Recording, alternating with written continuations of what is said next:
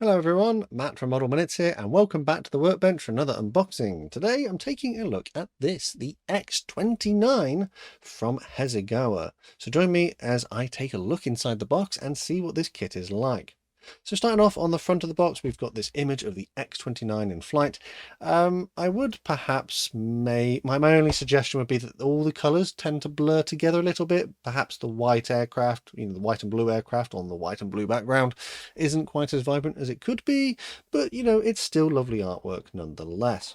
Over here it tells us this is the X-29, which was a United States Advanced Technology Demonstrator.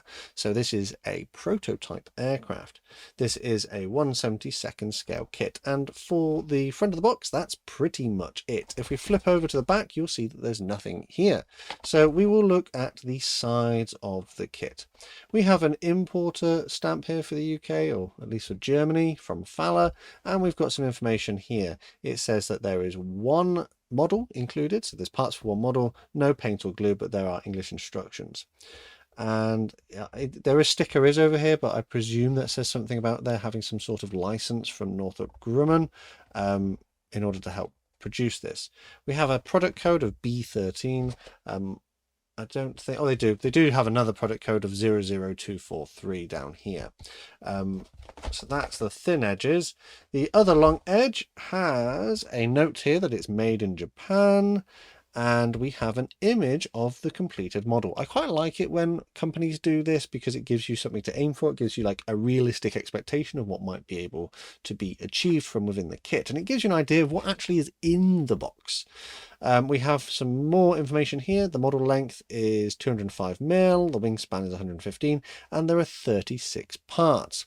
This has a copyright date of 2008, which is on there, and do take that with a pinch of salt because copyright dates aren't always tooling dates. This is pretty much just saying when this was last revamped. So opening the box then, we're met with the paperwork first, so let's look at that. On the front here, it has black and white images. A bit frustrating because they can print in color, but black and white images of the finished model. But you can see that the canopy is open and there's a figure with a ladder, so that's really interesting if that's included. Some information about the actual Grumman X-29, and then we turn over the page and it folds out. Keeps going. Not a fan of that, not my favorite kind. I prefer like a booklet, but it's fine, it's manageable. We have sort of like scaling here of the different aircraft in comparison, so you have an idea of how big things are compared to other things. And it's suggesting that you can combine this with the Hasegawa sort of ground service equipment kit and have extra bits and pieces around it in a diorama if you want to, which is quite nice. Would be better if that was printed in color, but it is what it is. And then we come on to our assembly steps. Assembly steps seem to be laid out in a rather methodical way. We have our cockpit assembly. There appears to be decals that need to go in here. We have our fuselage joined together here. I would have thought it would have gone along and then that way, but it's going zigzagging. So cockpit, install it inside of your fuselage, join your fuselage together and add your air intakes. Then we have our nose, sort of probe part.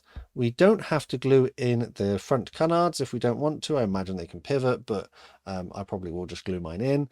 Wings, the forward swept wings, and the engine exhaust. We have main nose landing gear goes in. It doesn't make reference to raise it, but I imagine if you modify this part and glue it in, it might be possible. You might have to take that bit off of there as well. You might have to make modification if you want to do that. Main landing gear seems to be a single piece, which should make it fairly straightforward and a little bit stronger, actually. I think make that a little bit stronger rather than having two separate bits. That's like a central panel of some sort. And then we have our doors and some other bits and pieces, the wheels, and not sure what that is, but that goes onto the underside of the wing. We then come over to our pilot's seat, the ejector seat. Interestingly, we're doing it at this step and not at an earlier step, which is unusual. But I guess it's because we need to decide whether we want to have this bit tilted back for our cockpit canopy to be open or not. I wonder if you don't glue that in, would you have a freely openable and closable canopy? That is interesting. We'll have to investigate that when we come to the build. And then we come down, install that into the aircraft, and we have a figure and a little ladder as well, which is nice. It makes it more visually interesting because you don't have that option usually included. No option to have a crew figure flying the aircraft, and no option to have it in flight by the option, by the looks of it. There's no display stand, and there's no molded in option for raised wheels. I think you could raise the wheels, but you would have to make modification. There is a sprue map here, which is handy. On this side as well, there were paint color callouts, so you just need to go through and it's maybe a little bit cluttered, but you have to go through and figure out which ones are what. So for example, that's white. Number 8 is silver, so paint that silver, and so on. Same for this. If we flick over, we've got our main painting and decal placement instructions. You can see that primarily the whole aircraft is white. There's no need to paint it in a camouflage scheme because it's only a prototype, and it has these big long decals as well. So generally not too complicated. I'll probably just rattle can the whole thing with a white spray paint. I know it says it's a pilot, but he's not really dressed like ready to fly the plane. I guess he's just doing like a photo op at this point. And that is the instructions. Generally okay, maybe a little bit cluttered. Maybe could benefit from extra color rather than just blue. Let's look at some of the other bits of paperwork. We have I think this is like a hints and tips. Oh, there's a video up there, look, featured in the video. So I guess that Hasegawa have got their own sort of tips video, which you could take a look at. And also other tips are on here too. The decal sheet. Here we go. That's quite a long decal sheet, but I suppose it makes sense given that we have some long transfers. Now, I haven't used Hasegawa decals recently, so I will be interested to see how these go on. The printing is quite nice. The registration is fairly decent, as nothing seems to be like out of register. Everything seems to be in the right place. My only concern is that they do feel a little bit thick. They're quite raised. It's quite a thick decal. I think they'll be all right. I'll just need to make sure that I take my time with these, especially with the long ones, getting them in the right places. But yeah, generally speaking, these look okay. So that then brings us on to the parts, which, as you can instantly tell, are molded in white plastic. Now, white plastic isn't my favorite when you're doing certain model kits because it can make it difficult to paint over the top. However, because this aircraft, the only paint scheme included is white, realistically, you might not even have to paint this if you didn't want to. You could just do the other details and then put your transfers on and call it a day if you wanted to. Right, so clear parts first. Clear parts are molded to a moderate quality. There is a small amount of flash in a few places. The details, the canopy lines are very subtle, so you would have to take care when masking this to get it in the right place. The mold quality is okay, but it's not like the clearest of plastic parts, and there seems to be like some sort of scuffing on this edge here. It's okay. It's usable. It's acceptable, but it's not the best clarity, but not too bad. This then brings us on to our white plastic sprues, of which we have 3, kind of. It's more like 2.5. We'll look at the little one first. The little one has our ladder for our crew figure, as well as said crew figure, and he's molded to a nice quality, reasonably well detailed. Slight mold seam down the edge, but yeah, not bad. Oh, ejector pin marks here.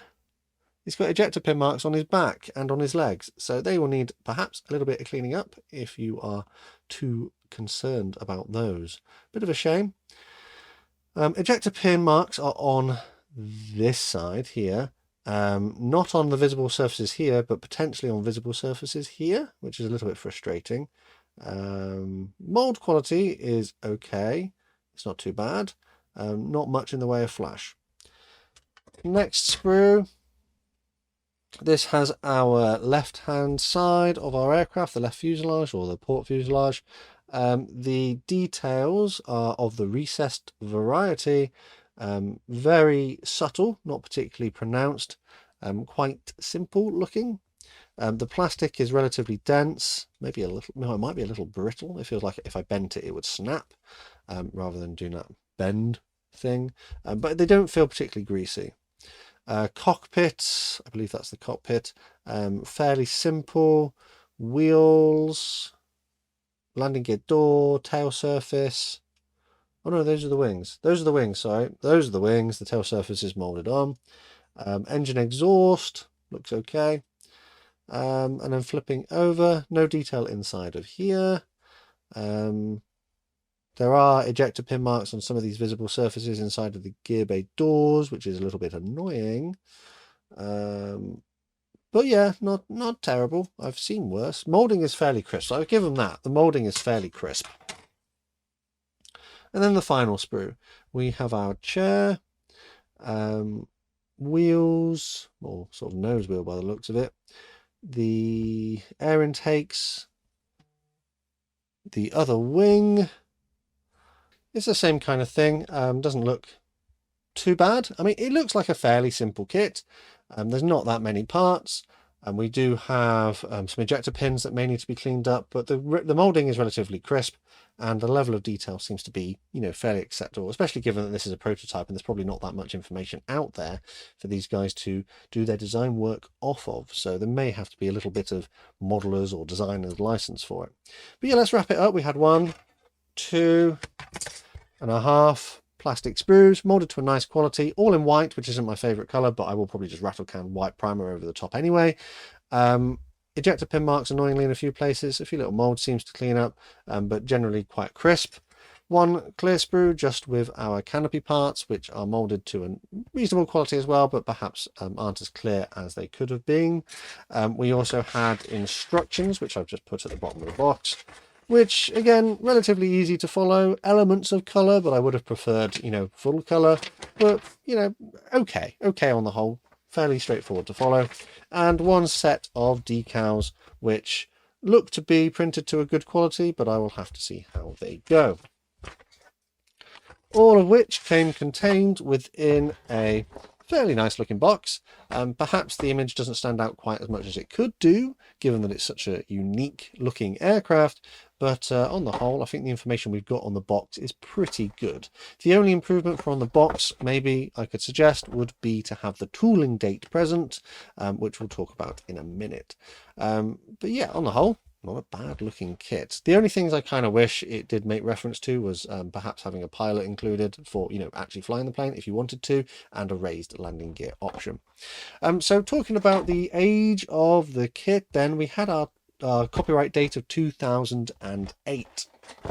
But I'm guessing that's pretty much when, you know, this kind of iteration was created. I believe that there have been different versions of it before and since. From what I can tell online, the tooling from this dates from 1985.